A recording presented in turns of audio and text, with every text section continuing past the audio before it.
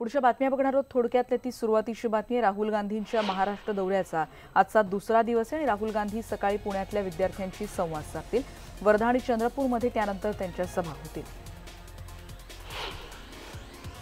राहुल गांधी पुण्यातल्या मगरपट्टा इथे विद्यार्थ्यांशी काही वेळातच संवाद साधणार आहेत। माजी मंत्री हर्षवर्धन पाटील आणि आयएसएमएच्या युवा संचालिका अंकिताताई पाटील यांच्या प्रयत्नांमधून या कार्यक्रमाचं आयोजन करण्यात आलं आहे। कालच्या नागपूरच्या सभेत राहुल गांधींनी मोदींवर सडकून टीका केली। मोदींचं वय झालं आणि त्यामुळे त्यांना सगळ्याची घाई असते म्हणून ते खोटं बोलतात असा टोला त्यांनी लगावला। दरम्यान 72,000चा आकडा काँग्रेसनं कसा ठरवला यावरही राहुल गांधी सविस्तर बोलले। आम्ही मोदींसारखी पूर्ण होऊ न शकणारी आश्वासनं देणार नाही, आम्ही कामं करून दाखवू असंही राहुल गांधी म्हणाले। याच सभेत राहुल गांधींनी मोदींना थेट इशाराही दिलाय। निवडणुकीनंतर राफेलची चौकशी करणार असल्याचं ते म्हणाले। त्याचबरोबर चौकशी झाल्यानंतर चौकीदार तेव्हा जेलमध्ये असतील असंही ते म्हणाले आहेत। याच सभेमध्ये भुजबळांनी मोदींची मिमिक्री केली। भुजबळांनी शेरोशायरी करत मोदींवर टीका केली। नागपुरात काँग्रेसचे उमेदवार नाना पटोलेंनी पंतप्रधानांबद्दल आणि मुख्यमंत्र्यांबद्दल अतिशय आक्षेपार्ह विधान केलंय। इथे तर दोन्ही इंद्र आहेत, वरती नरेंद्र खालती देवेंद्र। आता या दोन्ही इंद्रांचं काय करायचं, यांना मारायचं की सोडायचं हे तुम्हीच ठरवा असं नाना पटोले यांनी काल वक्तव्य केलंय। बारामती लोकसभा मतदारसंघातला प्रचार शिगेला पोहोचलाय। राष्ट्रवादी काँग्रेसच्या उमेदवार सुप्रिया सुळे यांनी केंद्रावर चौफेर टीका केली। 5 वर्षांपूर्वी दिलेल्या घोषणेबाबत त्यांनी केंद्र सरकारला टोला लगावला। निवडणूक आयोग हा सत्ताधाऱ्यांच्या हातचं बाहुलं आहे आणि आम्ही सत्तेत आलो तर आयोगालाच 2 दिवस जेलमध्ये पाठवू असा वादग्रस्त इशाराच प्रकाश आंबेडकरांनी दिला होता। याची निवडणूक आयोगानं गंभीर या विधानाची दखल घेतली आणि त्यांच्यावर अदखलपात्र गुन्हा दाखल करण्यात आलाय। ईशान्य मुंबई लोकसभा मतदारसंघाचे महायुतीचे उमेदवार मनोज कोटक यांनी मातोश्रीवर काल शिवसेना पक्षप्रमुख उद्धव ठाकरेंची भेट घेतली। रुग्णालयात दाखल असलेले एकनाथ खडसेंनी मोबाईलवर केलेल्या भाषणात रक्षा खडसेंना विजयी करण्याचं आवाहन केलं आणि रक्षा खडसे काल भावनिक झाल्या। रावेर लोकसभा मतदारसंघासाठी भाजप उमेदवार रक्षा खडसे यांच्या प्रचाराला सध्या सुरुवात झाली आहे। लोकसभा निवडणुकीतून मनसेनं माघार घेतली असली तरी राज ठाकरे प्रचार मैदानात उतरतायत। ते निवडणुकीत 6 सभा घेतील अशी माहिती कालपासून सूत्रांनी दिली आहे। सोलापूर, नांदेड, मावळमधून राज ठाकरे भाजप विरोधात प्रचार करतील। मतदार राजाला भाजप विरोधात मतदान करण्याचं ते आवाहन करणार आहेत। या 6 सभांच्या व्यासपीठावर काँग्रेस किंवा राष्ट्रवादीचे उमेदवार नसतील आणि महत्त्वाचं म्हणजे राज ठाकरे उर्मिला मातोंडकरसाठी सभा घेणार नाहीत अशी सूत्रांची माहिती कळते। राज ठाकरेंनी भाजप विरोधात प्रचार करणार असल्याची घोषणा केल्यानंतर पृथ्वीराज चव्हाण यांनी राज ठाकरेंचे आभार मानलेत। राज ठाकरे अत्यंत निकराची लढाई लढतायत असं देखील पृथ्वीराज चव्हाण यांनी काल म्हटलंय। राष्ट्रवादी काँग्रेसचे अध्यक्ष शरद पवार यांनीही भाजपचे सोलापुरातले उमेदवार डॉ. जयसिद्धेश्वर महाराज यांना चांगलाच टोला लगावलाय। जयसिद्धेश्वर महाराज, तुम्ही 5 रुपये घ्या आणि मठात बसा। महाराज मंडळींनी राजकारणाच्या फंद्यात पडू नये असा सल्लाही त्यांनी दिलाय। उस्मानाबाद काँग्रेसनं 70 वर्षात काय केलं म्हणणाऱ्या नरेंद्र मोदींवर शरद पवारांनी काल टीका केली। 70 वर्षाच्या काळात 5 वर्ष अटल बिहारी वाजपेयी यांचंही सरकार होतं, त्यावेळी यांनी काही झोपा काढल्या का असा सवाल त्यांनी उपस्थित केला। पालघरचे शिवसेनेचे उमेदवार राजेंद्र गावित यांनी उमेदवारी अर्ज दाखल केला। यावेळी काल जोरदार शक्ती प्रदर्शन करण्यात आलं।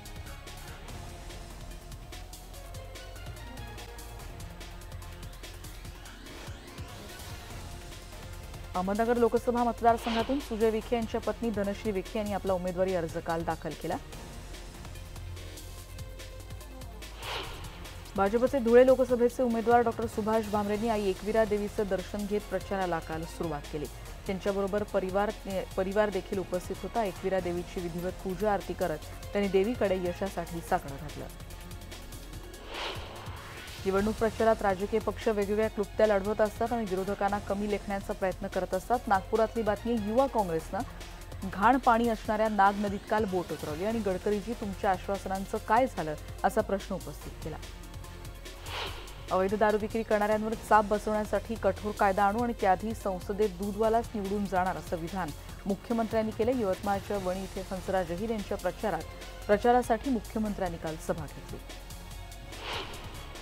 नाशिकचा पाणी प्रश्न खूप पेटलाय। पाणीसाठा कमी झालेल्या गंगापूर धरणात काश्यपी धरणातून पाणी सोडायला स्थानिक आदिवासी विरोध करतायत. प्रशासनानं जबरदस्ती केली तर धरणात उड्या मारू असा इशारा या 6 गावांमधल्या आदिवासींनी दिलाय. उल्हासनगरमधली बातमी आहे. बलात्कारानंतर तब्बल 10 दिवसांनी पोलिसांनी गुन्हा दाखल करून घेतल्याचा धक्कादायक प्रकार समोर आलाय. उल्हासनगरच्या राज दिंडोरे याच्या कपड्यांच्या फॅक्टरीत काम करणाऱ्या एका कुटुंबाच्या 16 वर्षांच्या मुलीवर राज दिंडोरेनं बलात्कार केला होता. याबद्दल तक्रार केली तर कामावरून काढण्याची त्यानं धमकी दिली होती. सध्या आरोपीच्या मित्राला अटक करण्यात आली. आरोपी राज दिंडोरे याचा शोध सध्या सुरू आहे. कल्याणमध्ये गस्तीदरम्यान पोलिसांनी एका सराईत गुन्हेगाराला अटक केली आहे. रवी दाढी असे या गुन्हेगाराचं नाव कळते. त्याच्याकडून पिस्तूल आणि 3 जिवंत काडतुसं जप्त करण्यात आली आहेत. बदलापूर कात्रप भागात एका झाडाला फलक लावण्यात आला. यावर ही जागा पबजी खेळण्यासाठी राखीव आहे. ओन्ली पबजी फायटर्स हुकुमावरून असा मजकूर इथे लिहिण्यात आलाय. एका वृद्ध नागरिकानं ट्विटरद्वारे थेट पोलीस आयुक्तांकडेच याची तक्रार केली आणि त्यानंतर हा फलक काढून टाकण्यात आला. अंबरनाथची बातमी. काही गावांमध्ये गरिबांच्या धान्यावर शिधावाटप दुकानदार डल्ला मारतात असा प्रकार समोर आलाय. अंबरनाथ तालुक्यातल्या पिंपरोली, मामुचीवाडी, मरोगवाडी, येवे, चांदप या गावांमध्ये हा धक्कादायक प्रकार सुरू आहे. हे शिधावाटप दुकानदाराचे यावर तपशीलही नाहीयेत आणि याबद्दल अंबरनाथ तहसील कार्यालयात तक्रारीची नोंद करण्यात आली आहे. आर्थिक चणचणीमुळे डबघाईला आलेल्या बीएसएनएलला रुळावर आणण्यासाठी बीएसएनएलनं त्यांच्या कर्मचाऱ्यांसाठी स्वेच्छानिवृत्ती योजना तयार केली आहे. त्यामुळे तब्बल 54,000 कर्मचाऱ्यांची कपात इथे केली जाणार आहे असं कळतंय. भूतदया म्हणून कबुतरांना किंवा पक्ष्यांना दाणे खाऊ घालणं आता तुम्हाला महागात पडू शकतं. कारण सार्वजनिक ठिकाणी प्राण्यांना खाऊ घालण्यावर आता पालिकेनं दंड आकारलाय. त्यानुसार आता 500 रुपयांचा दंड आकारला जाऊ शकतो.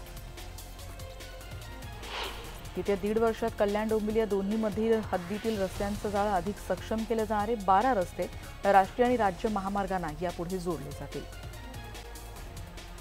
विक्रोळी आणि भांडूप स्थानकांमध्ये 2 पादचारी पूल दुरुस्तीसाठी बंद ठेवण्यात आलेत. परिणामी या 2 स्थानकांमधल्या प्रवाशांच्या त्रासात भर पडली आहे. 30 एप्रिलपासून हे दुरुस्तीचं काम सुरू होईल.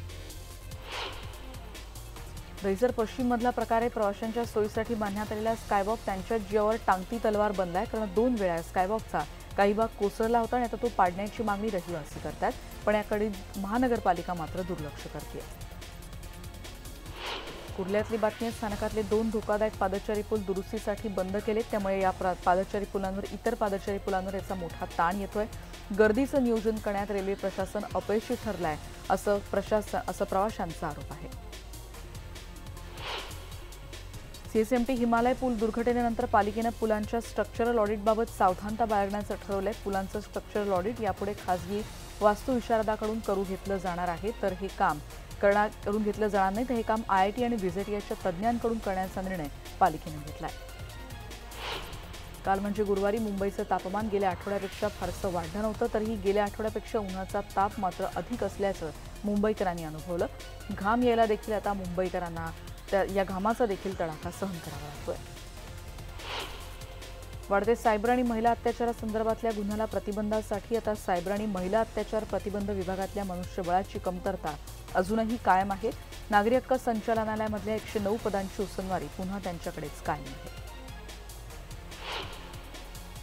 HIV-ग्रस्त बालकांना इथून पुढे कडू औषध प्यावं लागणार नाही. त्यांच्यासाठी आज सिरप औषधाऐवजी बारीक गोळ्या दिल्या जातील. सायन रुग्णालयातल्या बालकांच्या HIV केंद्रासह देशभरातल्या 8 केंद्रांवर राबवलेल्या पहिल्या टप्प्यानंतर आता देशभरातल्या सगळ्याच केंद्रांवर हे औषध देण्याचा निर्णय राष्ट्रीय एड्स नियंत्रण संस्थेने घेतला आहे. भिवंडीतली बातमी आहे. तालुक्यातल्या कशळीमध्ये श्री सिद्धिविनायक अपार्टमेंटमध्ये एका फ्लॅटमध्ये गावठी कट्ट्याने एकावर गोळीबार करण्यात आलाय अशी घटना घडली. कौटुंबिक वादातून ही घटना घडली अशी प्राथमिक माहिती कळते. या वादात नितीन सपकाळला गोळी लागली नाही पण गावठी कट्ट्याच्या लोखंडी दस्त डोक्यात मारला गेला आणि त्यामुळे ही व्यक्ती जखमी झाली आहे. कांसा जलवाहिनीवरच्या झोपडपट्टीतल्या रहिवाशांना माहुलमध्ये स्थलांतरित करण्यात आलंय. या ठिकाणी प्रदूषण आणि इतर समस्यांमुळे प्रकल्पग्रस्त हैराण झाले होते. अनेक दिवसांच्या लढ्यानंतर हायकोर्टानं त्यांना दिलासा दिलाय. बुलढाणा जिल्ह्यात सिंदखेड राजा आणि लोणार तालुक्याच्या बहुतांश भागात वादळी वाऱ्यासह अवकाळी पाऊस झाला. ज्यामुळे उकाड्यापासून काही प्रमाणात नागरिकांना दिलासा मिळाला. सोनोशी, वरळी, जांभोरा, चांगेफळ या भागात पावसाचा जोर जास्त होता. वर्षभर अनेक सण साजरे होतात पण आपण सुरक्षित राहावे यासाठी सैन्याचे जवान अहोरात्र जागे असतात आणि त्यांच्याप्रती कृतज्ञता व्यक्त व्हावी या हेतूनं डोंबिवली शहरातली उद्यानं, मैदानं अशा 8 ते 10 ठिकाणी पणत्या प्रज्वलित करण्यात आल्या. सर्वसामान्य नागरिक यात मोठ्या प्रमाणात सहभागी झाले होते.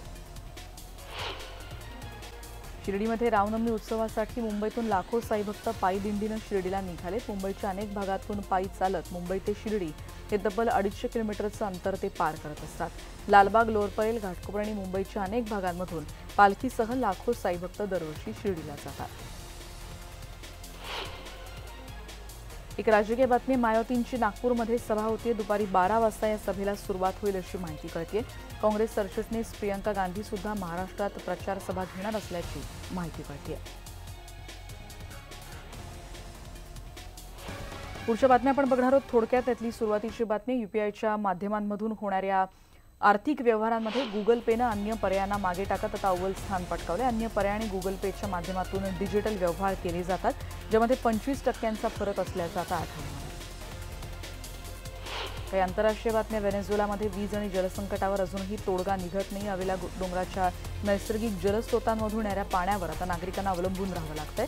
डोंगराच्या पाझरांमधून येणाऱ्या पाण्याचा वापर कपडे धुणं, आंघोळ आणि घरच्या वापरासाठी आता नागरिकांना करावा लागतोय। ऑस्ट्रेलियात मेलबर्नमध्ये एका कचऱ्याच्या डेपोला भीषण आग लागलेली आहे, ज्यात धुराचं साम्राज्य पसरलं। नागरिकांना श्वसनाचे त्रास होत आहेत। आगीवर नियंत्रण मिळवण्यासाठी अग्निशमन दलाच्या 100 गाड्या शर्थीचे प्रयत्न करत आहेत। बातमी अमेरिकेतली, फ्लोरिडामध्ये हायवेवर एक हेलिकॉप्टर दुर्घटनाग्रस्त झालंय। हा अपघातात हायवेवरून जाणाऱ्या ट्रकमधला चालकाचा मृत्यू झालाय असं कळतंय।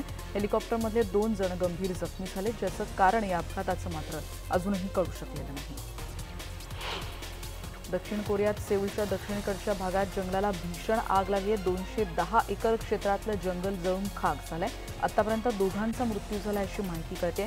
2400 जणांना स्थलांतरित करण्यात आले आणि आग आणखी वाढेल अशी शक्यता इथे वर्तवली जाते। -50 डिग्री तापमान असलेल्या आर्टिकमध्ये रशियानं आपला लष्करी तळ उभारला। या तळावर रशियानं लढाऊ जहाज, विरोधी क्षेपणास्त्र, 250 सैनिकांच्या निवासाचीही व्यवस्था केली आहे। वर्षभर रशियाचा हा तळ सुसज्ज अवस्थेत असणार आहे।